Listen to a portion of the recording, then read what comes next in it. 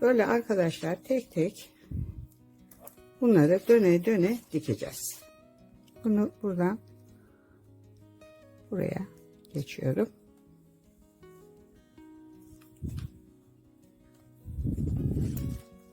Şöyle döndürüyorum tekrar. İpim burada. Buradan şuraya geçeceğim. Şöyle. Buradan buraya geçiyorum.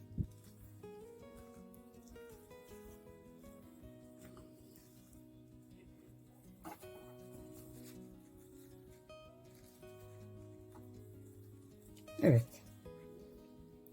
Buradan böyle geçiyorum. Bu kısımları da tutturmamız lazım arkadaşlar. Şu kısımları.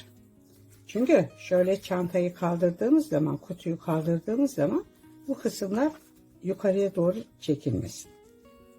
Şimdi şöyle buradan tekrar şöyle aşağıya iniyoruz. Bakın. Gördünüz mü?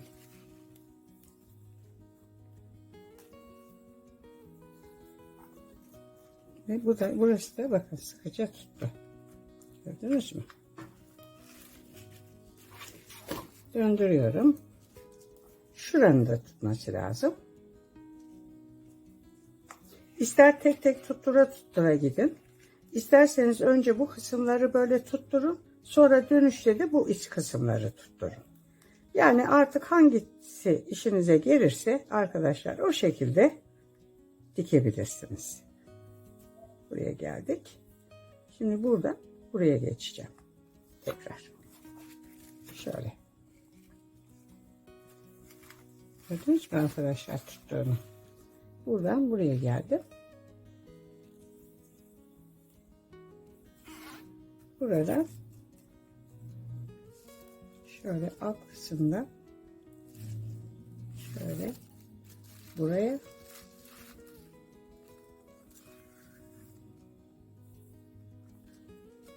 şöyle evet.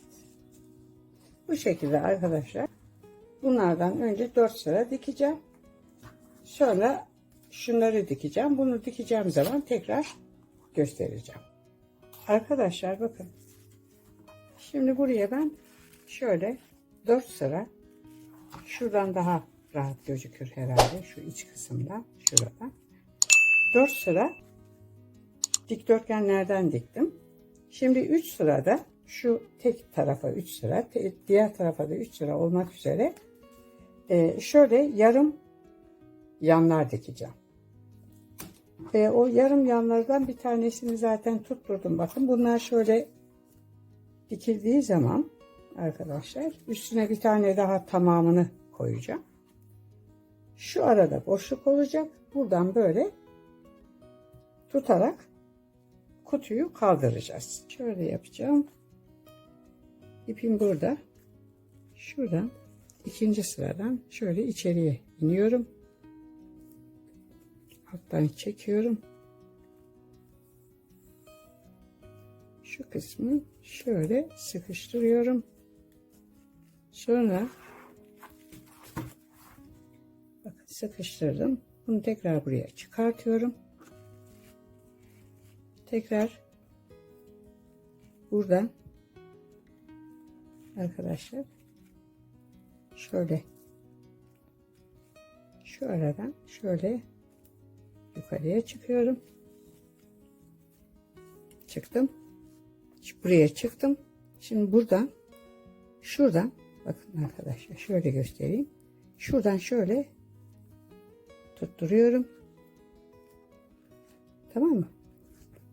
İpi böyle çekiyorum. Bu sefer şuradan şunun içinden yukarıya tekrar çıktım. Çektim.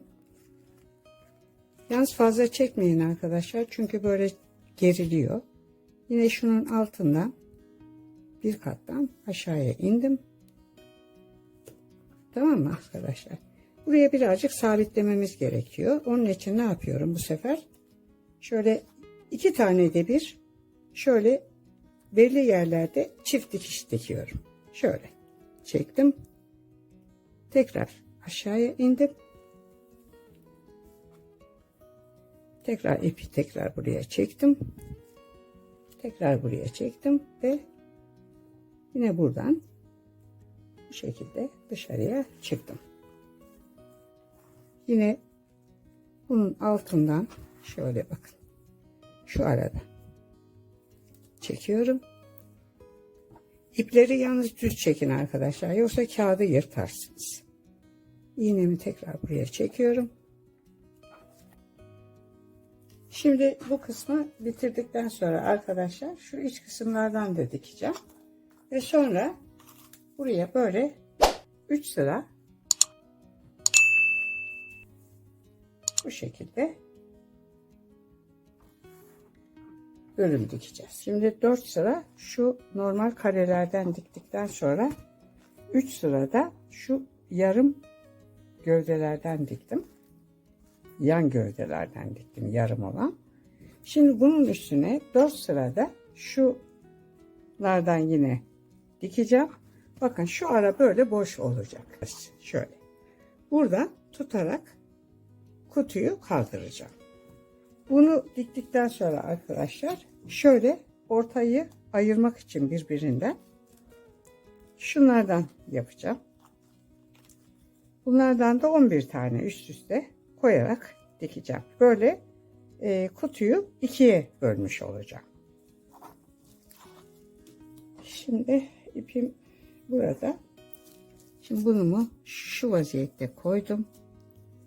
Ve şu köşeyi denk getirdim. Ve bunu arkadaşlar şuradan itibaren bakın şuradan itibaren tutturmaya başlayacağım. Şöyle. Arkadaşlar şuraya geleceğim. Buradan şöyle bu tarafa bakın bu kenar tuttu. Gördünüz mü? Şimdi 4 tane şurada altta 4 tane de üstten diktim. Ve araya 3'er tane yarım şeyler gövdeler diktim. Şu ara açık. Şu şekilde bakın. Bu şekilde tutarak kutumu kaldıracağım. Şimdi kapağı takmadan önce arkadaşlar bu kutuyu ikiye bölecek araları yaptım. Onlar şu şekilde olacak. Bu şekilde dikeceğim. 11 tane de orta bölüm diktikten sonra kapağı takacağım ve kutum bitmiş olacak. İlk sırayı böyle alta geçerek dikeceğiz. Şu alt kısma geçerek böyle dikeceğiz. Mesafe dar olduğu için arkadaşlar zor oluyor.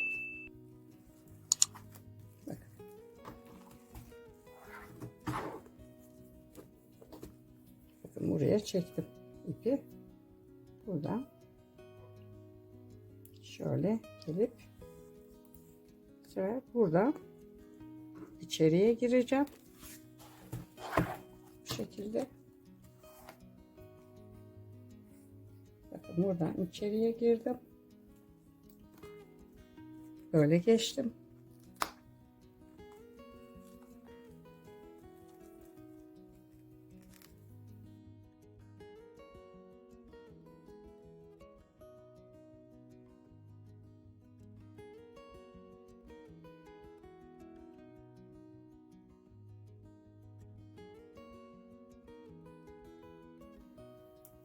Şöyle.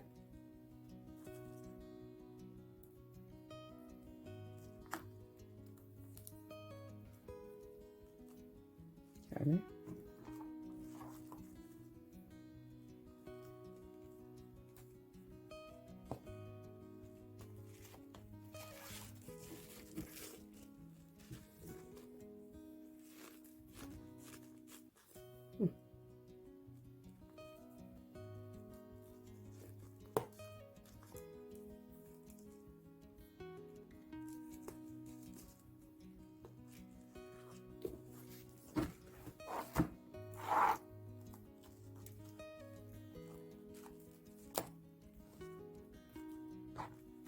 Bu şekilde arkadaşlar burayı böyle 11 sıra bunlardan dikeceğiz.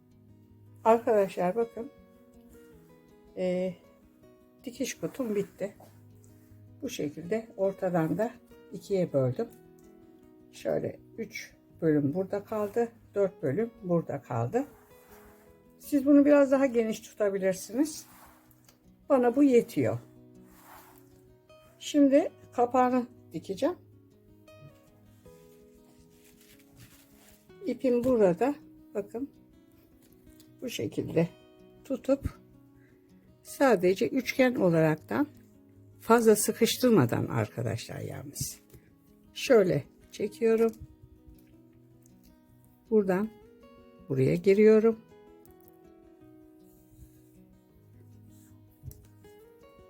Böyle buradan bunun altına şu aradan bu şekilde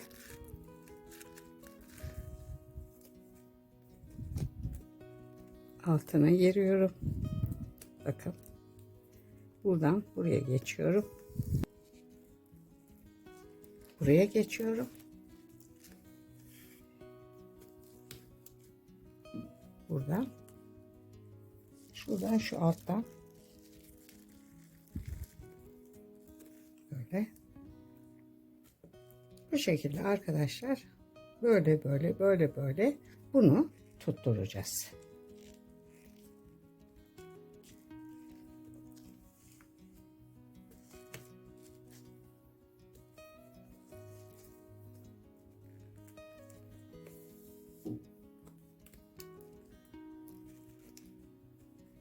Gördünüz mü arkadaşlar?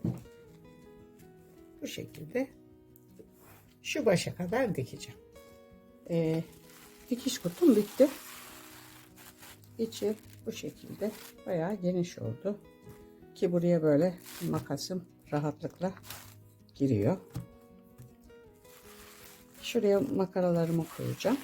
Şimdi bunun şu kısmını arkadaşlar şöyle şuradan tutturdum. İnce birer dikişle, öyle fazla sıkıştırmadan ve bağlamak için de şöyle kurdele ile bunu bağlıyorum. Doldurduktan sonra şöyle bağlıyorum ve şu şekilde arkadaşlar şöyle yan taraftan tutarak kaldırıyoruz.